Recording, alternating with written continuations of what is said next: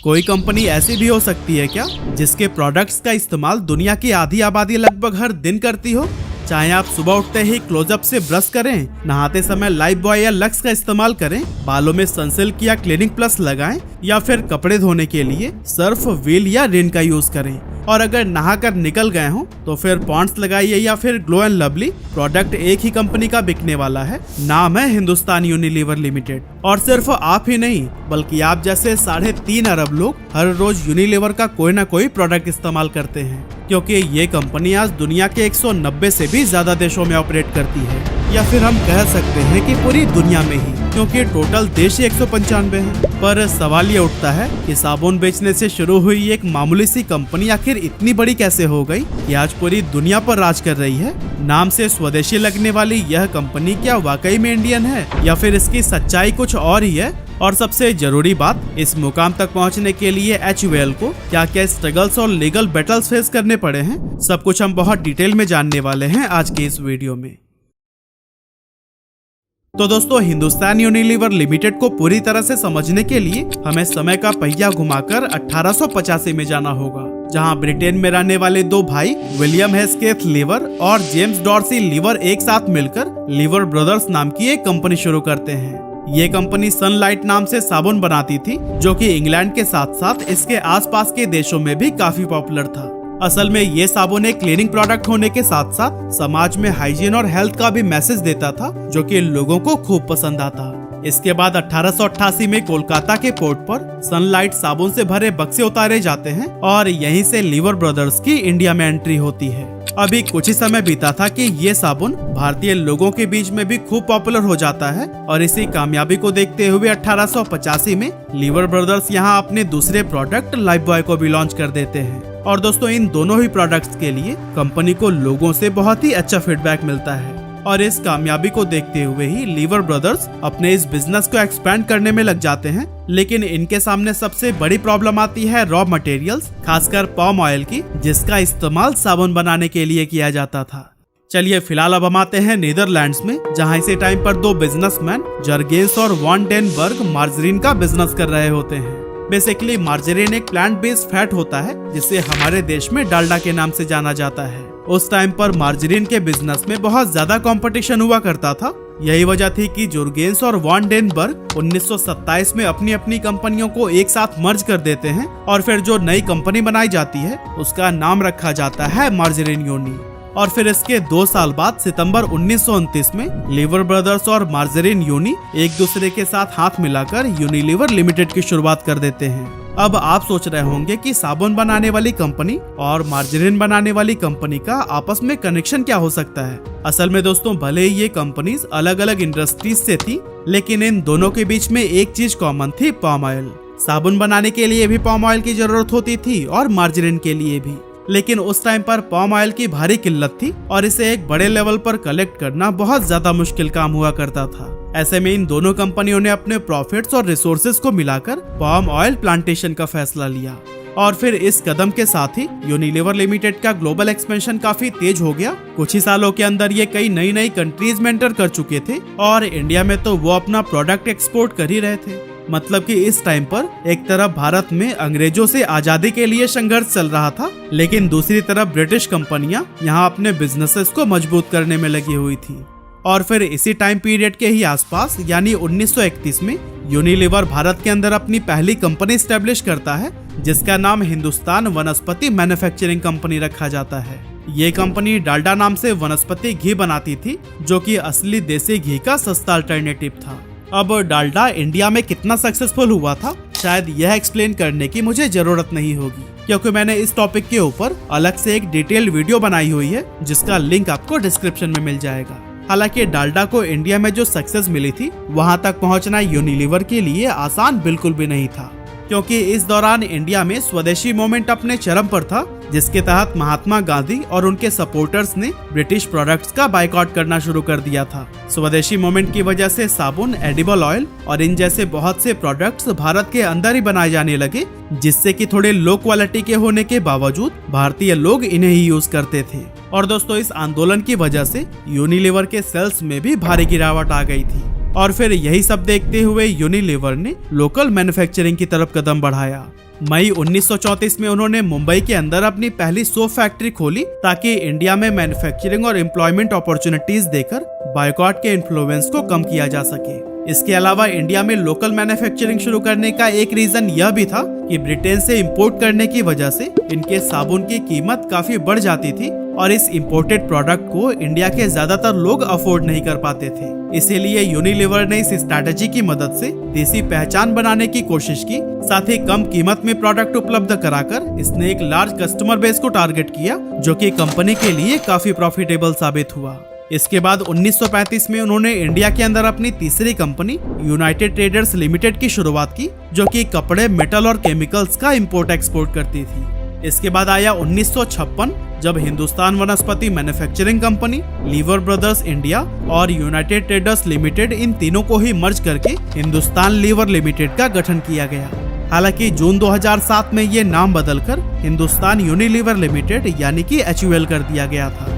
लेकिन इस मर्जर की कहानी उतनी सिंपल नहीं है जितनी नजर आ रही है, क्योंकि देश को 1947 में आजादी मिल चुकी थी और उस समय भारत में फॉरेन कंपनीज के खिलाफ कड़ा रुख अपनाया जा रहा था। विदेशी ऑनरशिप पर नए नियम और कानून लगाए जा रहे थे, जिसके चलते बाहरी कंपनियों को अपने ऑपरेशंस में कई सारे बदलाव करने पड़े।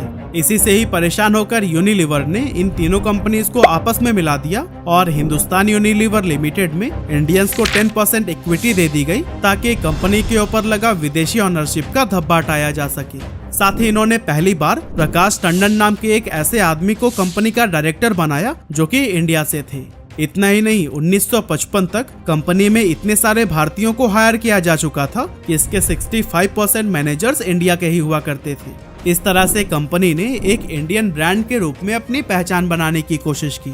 और दोस्तों, इन्हीं सभी स्ट्रैटेजीज के चलते ही आज भी बहुत सारे ऐसे लोग हैं जो कि हिंदुस्तान यूनिलीवर लिमिटेड को एक इंडियन ब्रांड समझते हैं, जबकि आज भी यह यूनिलीवर PLC नाम की एक ब्रिटिश कंपनी की सब्सिडियरी है। खैर, वापस कहानी पर आए तो इन सभी स्ट्रैटेजीज की वजह से भारत HUL के लिए एक बहुत ही प्रॉफिटेबल मार्केट साबित हो रहा था, क्योंकि यहाँ कॉम्पिटिशन्स बहुत कम थी और पॉसिबिलिटीज बहुत ही ज्यादा। इसीलिए कंपनी अब FMCG सेक्टर को टेक ओवर करने में लग गई। 1959 में इन्होंने सर्फ नाम से अपना वॉशिंग पाउडर बनाया, तो वहीं 1964 में अनेक घी और सनसिल्क शैम्पू को लॉन्च किया और फिर 1966 तक ये बेबी फूड सेगमेंट में भी एंटर कर चुके थे। हर साल नए प्रोडक्ट्स को लॉन्च करना, कंपनीज को एक्वायर करना और नए नए सेक्टर्स को एक्सप्लोर करना मानो इनका मिशन बन गया था। सब कुछ उम्मीद से ज्यादा अच्छा चल रहा था, लेकिन इसके अगले ही साल कुछ ऐसा हुआ कि कंपनी बंद होने के कगार पर पहुंच गई। एक्चुअली 1973 में सरकार ने साबुन और वनस्पति जैसे कई सारे प्रोडक्ट्स पर प्राइस कंट्रोल लगा दिए ताकि इन्फ्लेशन को कम किया जा सके। इस दौर में चाहे भारतीय हो या विदेशी, हर तरह की कंपनियों के लिए बिजनेस करना बहुत मुश्किल हो गया था, क्योंकि सरकार ने प्राइस को इतना कम कर दिया था कि ज्यादातर कंपनियां भारी लॉस में जाने लगी थी। इन लॉसेस को कवर करने के लिए उस टाइम कंपनी के चेयरमैन टी थॉमस ने एक सस्ता साबुन मार्केट में उतारा जिसका नाम था जनता। लेकिन ऐसा करने से भी नुकसान को कोई खास रिकवर नहीं किया जा सका।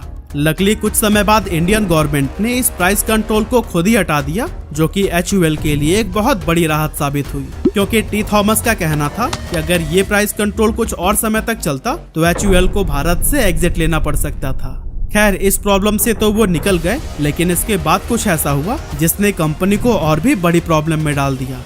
असल में 70s के दौरान सरकार ने एक पॉलिसी बनाई थी कि मल्टीनेशनल कंपनीज को अपना मेजॉरिटी स्टेक यानी कि 51% से ज्यादा ऑनरशिप भारतीयों के लिए छोड़नी होगी। यही वो पॉलिसी थी जिसकी वजह से कई बड़ी कंपनियां जैसे कोका कोला और शेल ने भारत से अपना बिजनेस हटा लिया था। लेकिन हिंदुस्तान यूनिलीवर अपने इस बसे बसाए साम्राज्य को छोड़कर नहीं जाना चाहता था। इसीलिए उन्होंने किसी तरह से सरकार को कन्विंस कर लिया कि उनकी 51% की ऑनरशिप उन्हीं के पास ही रहने दे। लेकिन सवाल तो ये है ना, आखिर ये चमत्कार हुआ कैसे? असल में सरकार ने यूनिलीवर के सामने यह शर्त रखी थी कि अगर आप 51% की हिस्सेदारी खुद रखना चाहते हैं तो आपको अपने बिजनेस के टर्नओवर का 60% ऐसे काम पर खर्च करना होगा जिसमें भारत देश को फायदा हो। साथ ही आप जो भी सामान बनाएंगे उसका 10% विदेशों में भी बेचेंगे, जिससे कि इंडिया दुनिया के दूसरे देशों में भी नाम कमा पाए। और दोस्तों, HUL की वजह से इकोनॉमी को बेहतर होता हुआ देख डील फाइनल की गई और मेजॉरिटी शेयर उन्हीं के पास ही रहने दी गई। इसके बाद 1972 से 1986 के बीच यूनिलीवर ने लिप्टन, ब्रुक बॉन्ड और पॉन्ड जैसी कंपनीज को एक्वायर करके अपने ग्रुप में शामिल कर लिया था। अब एक तरफ तो HUL लगातार अपने व्यापार को डाइवर्सिफाई करते हुए नए नए सेगमेंट्स में अपनी पहचान बना रहा था, लेकिन दूसरी तरफ वह एक बहुत बड़े चैलेंज का भी सामना कर रहा था, जिसे कि हम डिटर्जेंट वॉर के नाम से जानते हैं। बेसिकली 1980s और 90s का टाइम HUL के लिए एक बड़ा टर्निंग पॉइंट था, क्योंकि इसी समय प्रॉक्टर एंड गैम्बल यानी कि P&G नाम की एक मल्टीनेशनल कंपनी ने इंडियन मार्केट में एंट्री ली थी और अपना डिटर्जेंट ब्रांड एरियल को इंट्रोड्यूस किया था। अब जैसा कि उम्मीद था कि इस प्रोडक्ट के लॉन्च होते ही दोनों कंपनियों के बीच में एक तीखा कंपटीशन शुरू हो गया। सर्फ और एरियल के मार्केटिंग कैंपेन्स भी बहुत एग्रेसिव थे और दोनों इसके जरिए अपने आप को अच्छा साबित करने में लगे हुए थे। लेकिन इसी जंग में उलझकर उन्होंने यह ध्यान नहीं दिया कि इंडिया के एक local brand Nirma washing powder ने मेजॉरिटी ऑफ इंडियंस को अपनी तरफ अट्रैक्ट कर लिया था। निरमा को चुनौती देने के लिए 1985 में HUL ने व्हील नाम का एक डिटर्जेंट लॉन्च किया, जिसका प्राइस बहुत ही कम रखा गया था। इसके साथ ही HUL ने एग्रेसिव मार्केटिंग कैंपेन्स भी चलाए, जिसमें रूरल और अर्बन एरियाज दोनों को टारगेट किया गया। इन्होंने व्हील को स्किन फ्रेंडली डिटर्जेंट के रूप में प्रमोट किया, जो कि उस टाइम पर इंडिया में एक नया और अट्रैक्टिव कॉन्सेप्ट था। इस कैंपेन का नतीजा ये हुआ कि HUL ने व्हील से काफी अच्छा खासा प्रॉफिट कमाया और फिर मार्केट में अपनी जगह मजबूत कर ली। और दोस्तों, इसी तरह के अप्स एंड डाउन्स के साथ कंपनी अपनी पोजीशन बनाने में लगी ही हुई थी। तभी 1991 में भारत के अंदर इकोनॉमिक लिबरलाइजेशन लेकर आया गया।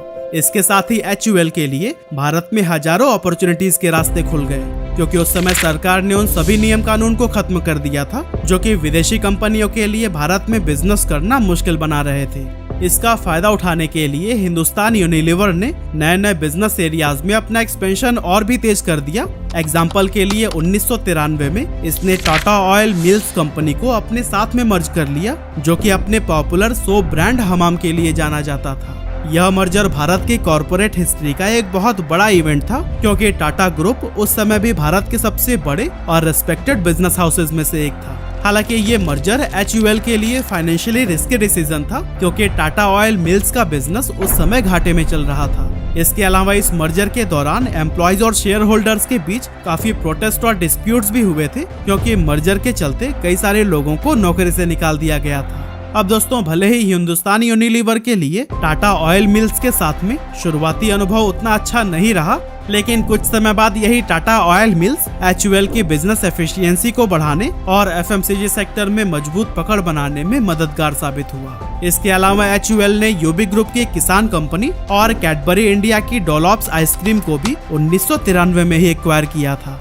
इसके बाद आया साल 1996, जब हिंदुस्तान यूनिलीवर और टाटा ग्रुप की लक्मे ने एक साथ मिलकर एक 50-50 ज्वाइंट वेंचर बनाया, जिसे लक्मे यूनिलीवर लिमिटेड का नाम दिया गया। हालांकि यह ज्वाइंट वेंचर सिर्फ 2 सालों तक ही चला, जिसके बाद से 1998 में टाटा ने अपने 50% हिस्सेदारी भी HUL को ही सौंप दी, ताकि वो अपने कोर बिजनेसेस यानी कि स्टील और मोटर्स पर फोकस कर सके। 90s के दौरान HUL ने खूब तरक्की देखी और बहुत ही तेजी से अपनी मार्केट शेयर को इंक्रीज करते गए। लेकिन फिर 2001 में कुछ ऐसा हुआ कि कंपनी की रेप्यूटेशन काफी ज्यादा खराब होने लगी और HUL एक बहुत बड़े लीगल बैटल में फंस गया।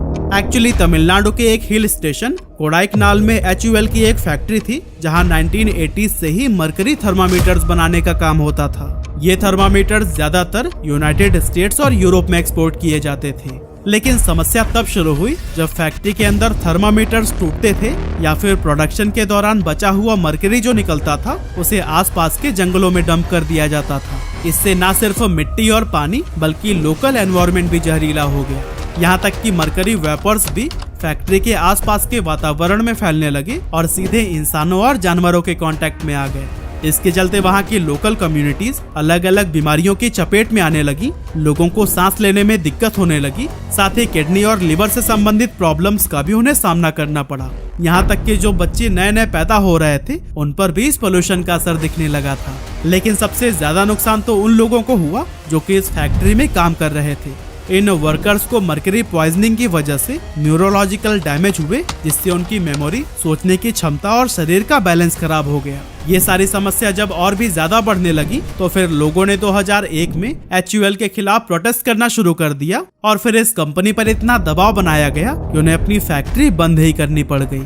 साथ ही 2003 में अपनी इमेज को सुधारने के लिए हिंदुस्तान यूनिलीवर ने कोडाईकनाल के 16 फॉरेस्ट से 290 टन मरकरी वेस्ट इकट्ठा किया और इसे रिसाइकलिंग के लिए अमेरिका भेज दिया। लेकिन कंपनी की प्रॉब्लम यहीं पर खत्म नहीं हुई। हिंदुस्तान यूनिलीवर इस मामले की वजह से लंबे समय तक लीगल बैटल में फंसा रहा। आखिरकार 2016 में कंपनी ने अफेक्टेड वर्कर्स की फैमिलीज को कंपनसेशन देने का फैसला किया, जिसके बाद से जाकर यह मामला थोड़ा शांत हो पाया।